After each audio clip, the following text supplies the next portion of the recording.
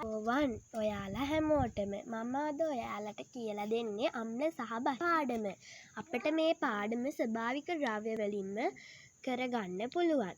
අද මම ඔයාලට කියලා දෙන්නේ පාඩම නෙමේ ප්‍රැක්ටිකල් එක. මේ තියෙන්නේ වදමල් තැම්බූ ජලය. මේකේ පාට තමා මේ තියෙන්නේ. මේ පාටට තමා අපිට දක්නට ලැබෙන්නේ. ඊට පස්සේ මේ තියෙන්නේ දෙහි, මේ තියෙන්නේ කටරොඩු. ඔයාලට මේ ද්‍රව්‍ය තුනම නිවසේදී සපයා ගන්න පුළුවන්. ඉස්සරළම අපි කටරොඩු මල් තැම්බු ජලය වීදුරු හොඳින් සෝදා භාජනයකට දාගන්න ඕනේ.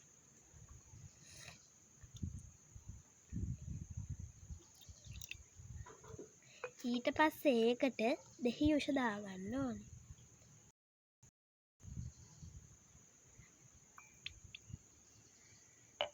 අපිට මේ විදිහට වර්ණය වෙනස් වෙනවා දැක ගන්න පුළුවන්. අම්ලයකට භෂ්මයක් එකතු විට රෝස පැහැයට හැරෙනවා. ඊට පස්සේ මම වදමල් තැම්බූ ජලය ස්වල්පයක් භාජනයකට දාගන්නවා. ඒකටත් මම දෙහි යුෂ දාගන්නවා.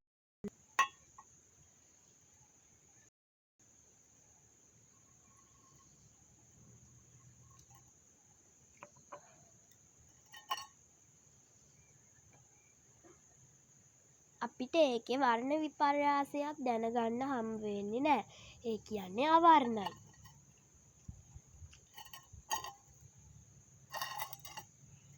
මේ තියෙන්නේ අපි නිල් කටරළු මල් තැම්බූ යුෂයකට දෙහි දාගත්තට පස්සේ ඒක හැරුණු වර්ණය. ඒක වෙනස් වුණා. ඒකේ වර්ණය වෙනස් වුණා. මේ තියෙන්නේ වර්ණය. අපිට මේ ආකාරයට දැනගන්න පුළුවන්. ඊට පස්සේ මේ තියෙන්නේ වදමල් තැම්බූ ජලයට දෙහි යුෂ දාගත්තට පස්සේ ඒකේ වර්ණ විපර්යාසයක් දැනගන්න හම්බ වෙන්නේ නැහැ. අදින් මගේ වීඩියෝ එක නිමයි. ඔයාලා හැමෝම ලයික් කරන්න, ෂෙයා කරන්න, සබ්ස්ක්‍රයිබ් කරන්න. ස්තුතියි.